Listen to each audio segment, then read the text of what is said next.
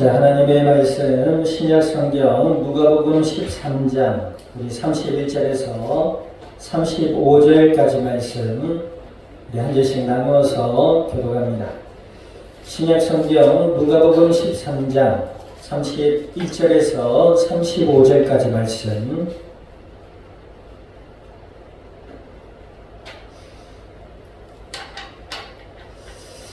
한 절씩 교독합니다. 곧 그때에 어떤 바리새인들이 나와서 이르되 나가서 여기를 떠나소서 헤롯이 당신을 죽이고자 하나이다.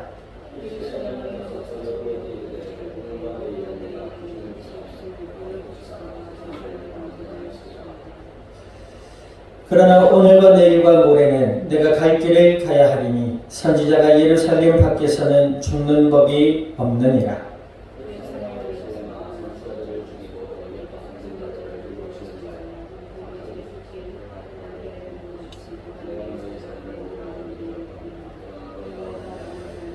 같이 합니다. 보라 너희 집이 황폐하여 버림받으리라. 내가 너희에게 이르노니 너희가 주의 이름으로 오시는 이를 찬송하리로 할 때까지 나를 보지 못하리라 하시니라. 아멘. 기도드립니다. 하나님 아버지, 주님의 크신 은혜와 사랑을 감사드립니다. 주는 그리스도시요 살아계시는 하나님의 아들이 되심을 믿음으로 고백케 하시고 주님의 자녀 삼아주시며 오늘의 날도 예배 가운데 말씀 앞에 서게 하여 주심을 감사드립니다.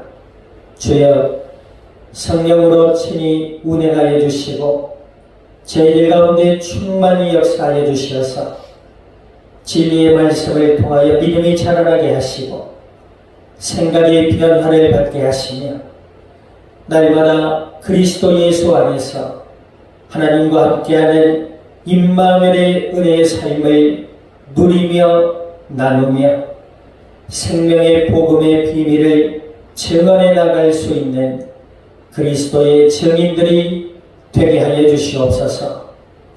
감사와 영광을 주님 앞에 돌려드리며 우리 주 예수님의 이름으로 기도드립니다. 아멘.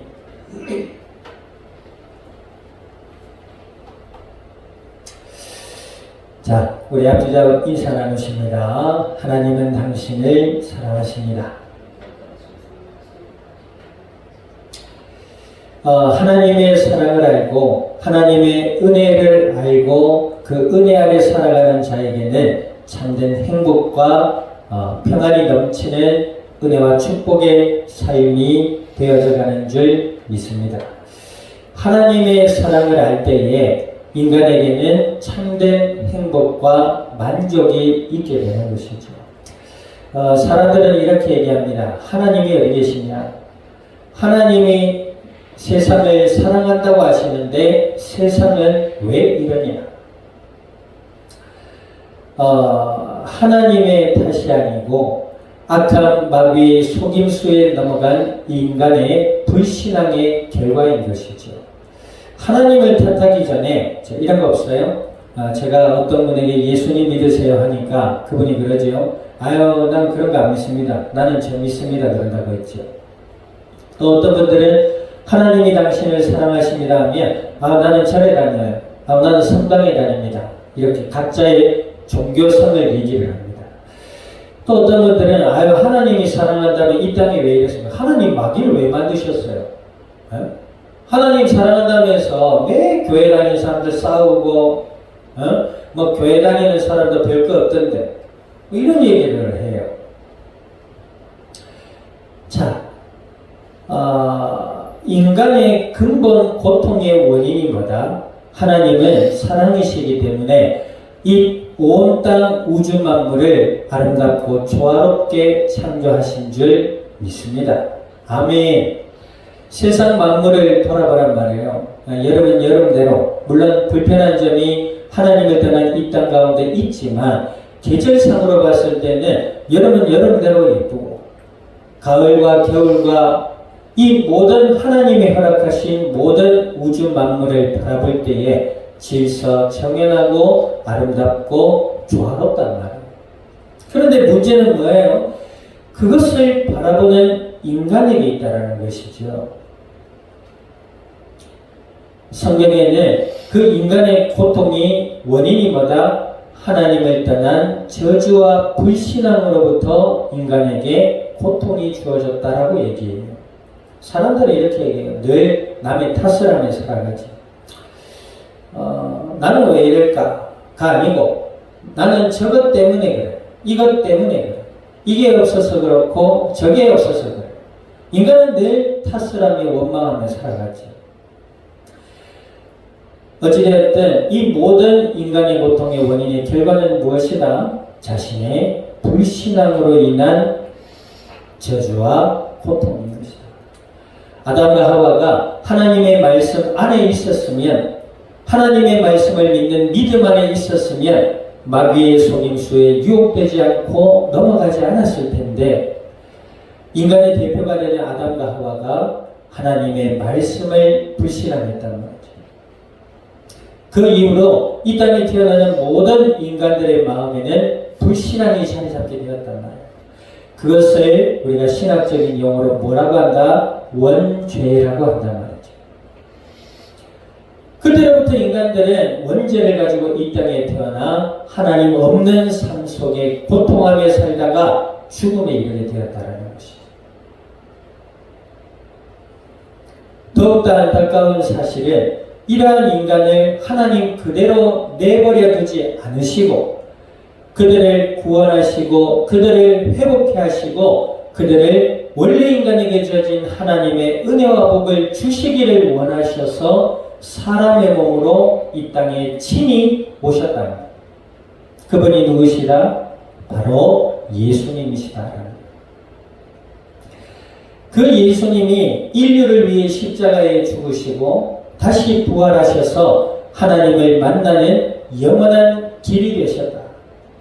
죄와 저주와 사단의 머리를 깨뜨리시고 만왕의 왕이요 만주의 주이신 메시아 그리스도이신 예수님, 그 예수님을 우리의 마음으로 믿음으로 영접하면 하나님의 자녀가 되는 줄 믿습니다.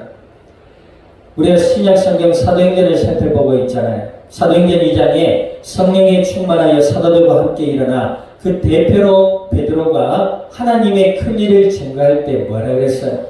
예수님이 부활하셨다. 그 예수님을 너희가 회개하고 믿음으로 받아들이면 무엇을 선물로 받는다? 무엇을? 베스킨라빈스 떠리원을 무엇을 선물로 받는다? 성령을 선물로 받으리니. 아멘. 예수님을 믿는 자에게 하나님의 성령이 그들 가운데 함께 해주신다. 근데 아멘 해야 돼요. 그게 뭐? 내 인생 내가 사는 거지. 그래 말이지. 하나님이 함께할 때만이 인간의 마음과 생각과 삶이 은혜 아래 온전하여져 갈 줄 믿습니다. 아멘. 오늘 본문에 보니까 어떤 사건이 이제 일어나요? 어떤 일이 일어나요? 자, 31절 읽어보세요. 31절 시작. 곧 그때 어떤 바리새인들이 나와서 이르되 나가서 여기를 떠나소서. 헤롯이 당신을 죽이고자. 이때 당시 헤롯은 이스라엘의 분봉왕이지요. 로마로부터 파송을 받아서 이스라엘 지역을 정치로 행정 하나로 구역으로 해서 그것을 다스리라고 세운 왕이었습니다. 근데 이 헤롯이 예수님을 죽이려 한다는 소식을 어떤 바리새인들이 예수님께 와서 이야기한 거예요. 근데 이제 헤롯이 그냥 예수님을 죽이려 한 것이 아니고 우리 뒤에 보면 헤롯이 그러죠. 유대인들 사내들인 공의회, 그러니까 이스라엘 백성 중에 대표하는 사람들, 그 공의회라는 게 있어요. 그 조직의 대표에게 이 사람이 무슨 죄가 있느냐라고 할 때에 사내들인 공의회 대표가 그러죠. 이 사람은 자칭 메시아 그리스도 하나님이라는 이단자다. 죽여야 한다라고 얘기를 해요. 그러니까 이 헤로드는 그런 정치적인 어떤 목적과 이웃 까닭에 그들의 말을 들을 수밖에 없는 입장이죠. 근데 이 또한 불신앙의 같은 모습인 것입니다. 1935년 일제의 체에서 우리가 벗어나게 되고 1950년 6.25가 터지죠. 근데 우리가 일제에서 해방되고 2차 대전이 끝이 날 때 어떻게 일어났죠? 미군의 참전으로 일본이 전쟁에서 패배하게 됩니다. 그리고 끝에 어떤 일이 일어나요? 히로시마와 나가사키에 원자폭탄이 떨어지지. 특히 맨 첫 번째 떨어졌던 톰보이라는 핵폭탄이 떨어졌던 곳이 히로시마입니다. 거기에 직접 비행기를 운영하고 폭탄을 투하한 그 조종사들이 나이가 들어서 그 날을 회상하며 돌아보면 인터뷰한 내용이 있어요. 그런데 그때에 히로시마에 톰보이라는 핵폭탄이 떨어졌는데 공중에서 터졌대요. 그런데 5초 만에, 5초라면 보세요. 1, 2, 3, 4, 5. 요 5초 만에 히로시마 시민 8만 명이 즉사했습니다. 우리 양산 시민이 35, 6만 밖에 안 돼요. 그죠? 8만이 5초 만에 죽었어요. 왜 민간인들이 그렇게 죽어야 했느냐? 그치요. 정말로 비참하고 안타까운 일임에도 불구하고 일본의 대표의 군사, 정치인, 군부에서 어떤 짓을 했어요? 굉장히 비참한 만행들을 엄청나게 저질렀어요. 근데 왜 시민들이 당해야 돼요? 그것을 묵과했기 때문에. 그치요? 일본인들도 물론 거기에 대해서 심각하게 생각하고 반대하는 사람도 있었겠지만 대부분의 일본인들은 그런 전쟁통에 일본의 편에 있었기 때문에 죄를 묵과한 결과인 것이죠.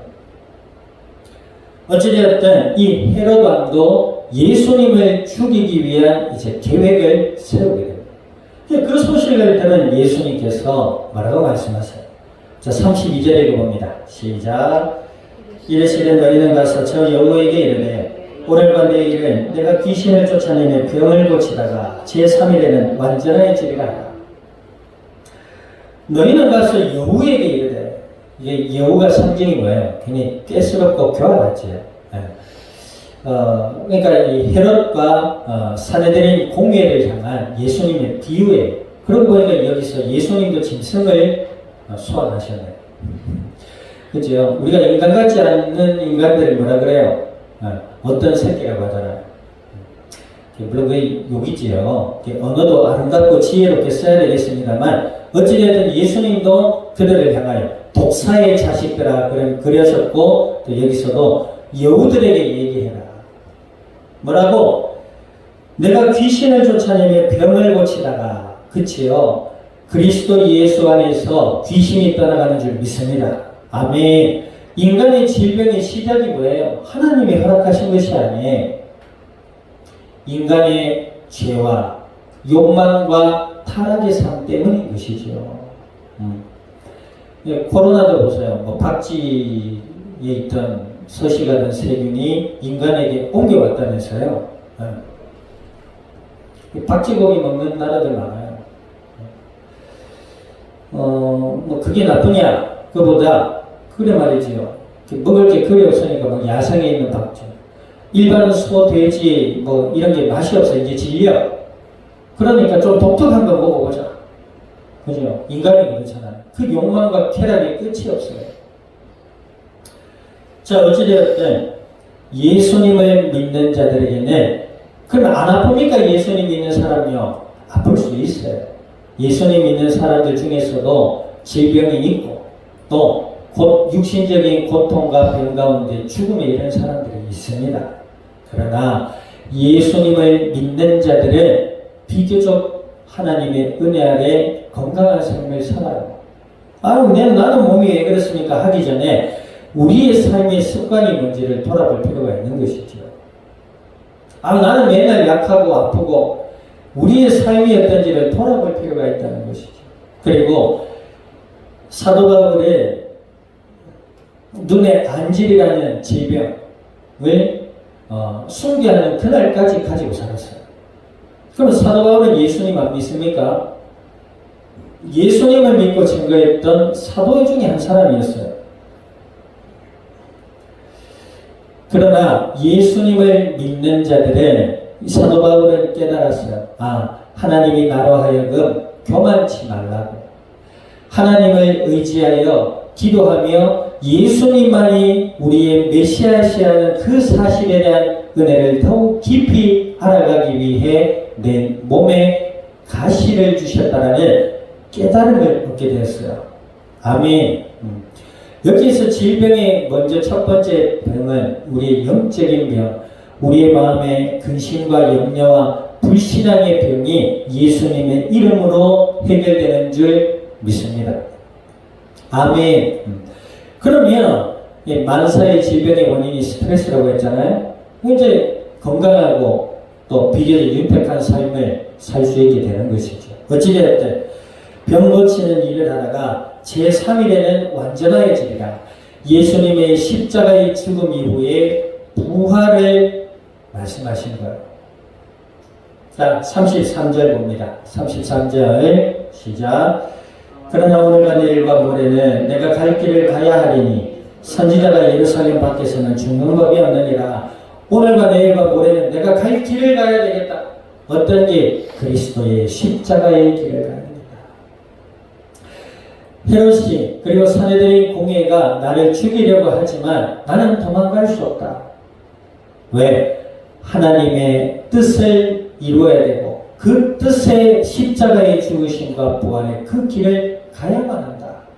그리고 그 뒤에 보니까 선지자들이 뭐라고 해요? 예루살렘 밖에서는 죽는 법이 없다 그랬죠. 이것을 그때 당시 정치, 행정, 구역에 관련된 내용들을 예수님이 알고 계셨던 것이죠. 그렇기 때문에 예루살렘 밖에서는 선지자가 죽는 법이 없다. 이 법을 정치, 행정에 대한 법을 예수님이 알고 계셨다라는 것이죠. 여기서 우리가 하나의 교훈을 얻는 것은 예수님을 믿는 자들은 세상의 법도 알아야 돼요. 아멘. 예수님 믿고 전하고만 마음대로 살면 되지 않니? 아이고 세상의 법이 다 틀렸다. 이거 아니에요. 예수님도 이때 당시에 행정자치구역에 대한 법을 알고 계셨어요. 아멘. 예수님 믿는 사람의 법은 하나님의 말씀이에요. 그런데 이 세상 법 또한 하나님의 일반 은혜 아래 있단 말이에요. 아멘. 학교 다니면 학칙이 있잖아요. 그지요? 어떤 인간의 조직 체계에도 그 행정과 권한의 법이 있어요. 우리가 법 공부를 따로 하란 말이냐? 그런 말이 아니라 사회와 하나님의 질서를 관심 가지고 알 것은 알아야 되는 줄 믿습니다. 아멘. 그래야 따른 그 은혜 아래 그 질서 안에 따를 수가 있지요. 자, 어찌되었든 34절 봅니다. 자, 34절 같이 한번 읽어봅니다. 시작. 예루살렘아 예루살렘아 선지자들을 죽이고 내게 파송된 자들을 돌로 치는 자여 암탉이의 새끼를 날개 아래 모음같이 내가 너희의 자녀를 모리한 일이 몇 번이냐. 그러나 너희가 원하지 아니하였도다. 예루살렘아 예루살렘아. 예수님이 두 번 말씀하셨어요. 왜? 우리도 가정에 부모님들이 자녀 얘기할 때 한 번 얘기 안 하면 얘야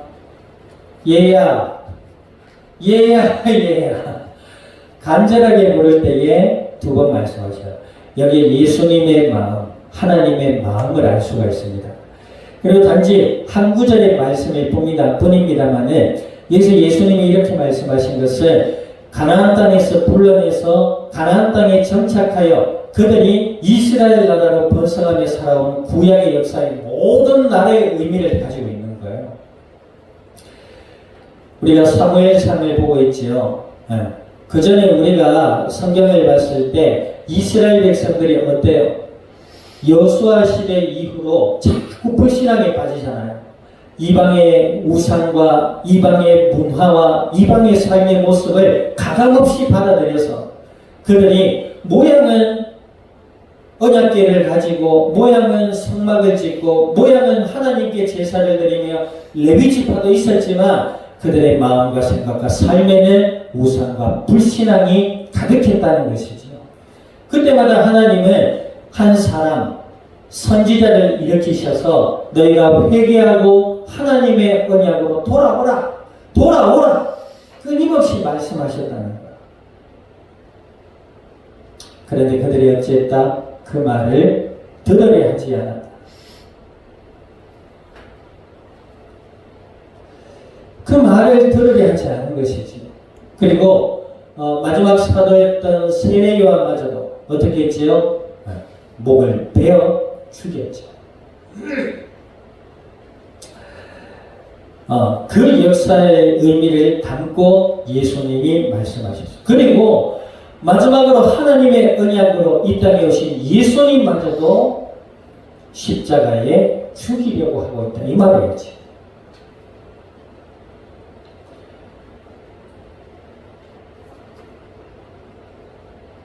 하나님이 우리 인간의 전체의 역사 속에 우리 개인의 삶 속에 예수 그리스도 안으로 돌아오라. 하나님의 말씀에 귀를 기울이라. 라고 하고 계신 줄 믿습니다. 무엇 때문에? 예루살렘아 예루살렘아. 예루살렘은 이스라엘 도시의 이름, 그 이름의 뜻은 평화의 도시라는 의미입니다. 그런데 이름은 평화의 도시인데 그 속에 평화가 있어요? 없어요? 전혀 없어요. 하나님께로 돌아오라고 하나님의 말씀을 선포한 선지자들을 죽였어요. 종교라는 명목하에 사회 계층을 나누고 버림받고 고통하고 가난한 자들을 무시하고 천대하며 하나님께 제사를 드린다고 그 제사의 모든 물질은 어느 사내들의 공예와 제사장과 율법사들이 챙기고 이런 일들이 빈번하게 일어났단 말이에요. 예루살렘은 지금도 굉장히 중요한 도시로 여겨지고 있습니다. 그 예루살렘은 이스라엘 도시인데 그 안에 보면 유대교도 있고요. 또 기독교도 있고 이슬람교도 있어요. 고고학적으로나 정치 종교적으로나 굉장히 중요한 어떤 내 의미를 가지고 있는 도시라고 합니다. 이때도 마찬가지지요. 어찌되었든 예수님께서는 예루살렘아 예루살렘아 예수님이 어떤 옷가게에 가지고 마음에 드는 옷을 보시고 그러셨대. 나 예루살렘. 뭐 그런 농담이 있다고 하는데 자꾸 성경 가지고 자꾸 그 농담하면 안 돼요. 산부인과 의사가 그랬다면서요. 에베소서. 그런 거 자꾸 성경을 자꾸 농담하면 안 돼. 그러면서 내가 또 했네. 하지 말라고 하는 거예요. 어디 가서 자꾸 나 예루살렘 막 이라고 에베소서 이러면 안 돼요. 자, 보세요. 하나님께서 사람들을 통하여 또 예수님께서 이 땅에 오셔서 하나님의 언약을 선포하시고 하나님의 일을 행하셨어요. 귀신을 쫓아내고 병든 자를 고치시며 슬픔에 빠진 자를 위로하시고 배고픈 자들을 먹이시며 하나님의 나라와 그리스도 예수의 복음을 나타내 보이셨단 말이에요. 그럼에도 불구하고 받아들이는 사람들이 있었지만 그렇지 않는 자들도 있었다. 그들을 향하여 너희가 원치 아니하였구나.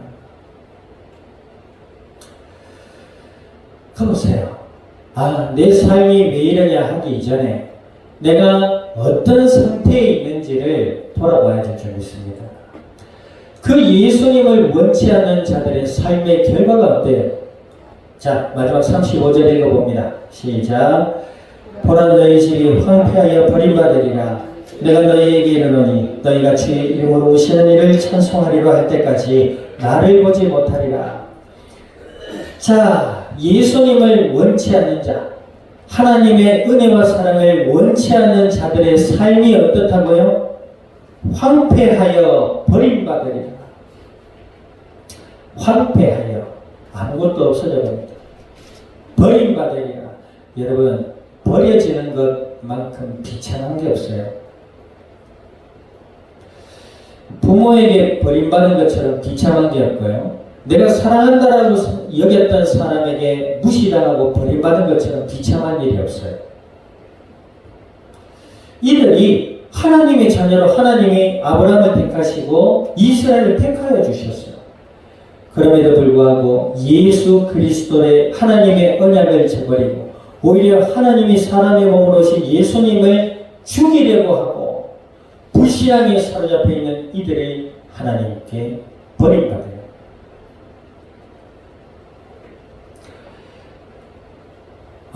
내 삶은 왜 이럴까? 내 삶은 왜 이렇게 고통과 슬픔과 어둠 속에 있을까? 하나님이 나를 싫어하시는가 보다. 하나님이 나를 버리셨나 보다. 라고 하기 이전에 정말로 내가 예수님을 나의 메시아여 그리스도라 믿음으로 바라보고 있는지를 우리의 믿음을 돌아봐야 될 줄 믿습니다. 아멘 뿐만 아니고 내가 정말로 하나님의 말씀을 읽고 들을 때에 그 말씀이 우리의 마음에 교훈이 되고 우리의 마음에 감동이 되고 있는가? 내가 지금 어디에도 감동을 받고 있는가? 내가 지금 내 마음은 무엇을 원하고 있는가?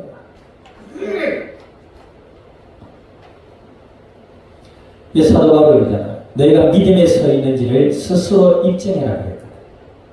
아멘. 그리스도의 깊이와 넓이와 높이를 알아가라 권면하셨어요. 아멘.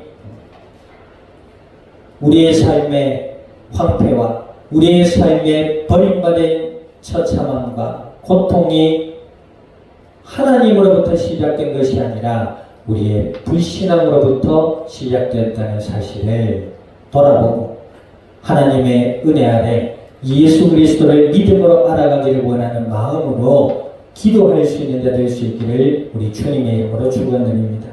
그럴 때, 자 보세요. 너희가 주의 이름으로 오시는 이를 찬송하리로다. 예수님께서 예루살렘에 입성할 때에 나귀를 타고 입성하실 때에 호산나 다윗의 자손 예수여 그랬거든.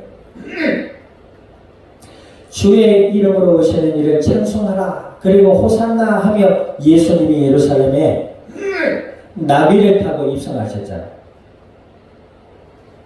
네, 여기서는 또 뭐예요? 심판주여 재림주로 오실 예수님.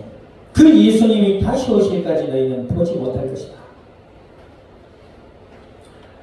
그러나 주의 이름으로 오시는 이를 찬송할 수 있는 믿음의 사람들이 될 수 있기를 우리 주님의 이름으로 축원드립니다. 우리의 마음에 하나님의 말씀이 담겨지고 하나님의 은혜와 사랑을 알아가고 그 사랑을 누리고 나누어갈 수 있는 믿음 안에 지혜롭고 건강한 그리스도의 증인들이 될 수 있기를 우리 주님의 이름으로 축원드립니다. 말씀을 기억해서 기도드립니다. 하나님 아버지, 주님의 크신 은혜와 사랑을 감사드립니다. 예루살렘아 하신 아버지 하나님의 크신 긍휼과 사랑 안에 예수님을 그리스도라 믿어 주님의 자녀로 불러주신 아버지 하나님, 약속의 말씀을 따라 주님 앞에 간구드리오니 아버지여, 저희들의 마음과 생각과 삶의 현장 위에 주인 되어 주시고 지켜주시고 인도하시어서 우리의 마음으로부터 예수님을 더욱 그리스도란 믿음으로 원하며 바라보게 하시고 하나님의 말씀을 따라 하나님과 함께하는 기도의 삶 속에 주님의 은혜와 주님의 사랑을 누리며 이 땅 가운데 나누며 생명의 복음의 비밀을 증언해 나갈 수 있는 그리스도의 복된 증인들이 되게 하여 주시옵소서. 감사와 영광을 주님 앞에 돌려드리며 우리 주 예수님의 이름으로 기도드립니다. 아멘. 지금은 교회의 머리 되시는 예수 그리스도의 은혜와 하나님 아버지의 크신 사랑과 성령님의 내주 인도 역사하심이 오늘 아버지 하나님의 은혜와 사랑 안에 그리스도 예수의 진리의 터 위에서 하나님의 영광을 이 땅 위에 드러내 이 자리에 속한 모든 그리스도의 복된 증인들 머리 위에와 교회와 함께하는 모든 이들 위에 출타 중에 있는 권속과 한 주간의 삶의 현장과 이 영산이 나라 온 땅 위에 지금으로부터 영원토록 항상 함께 계실지어다. 아멘.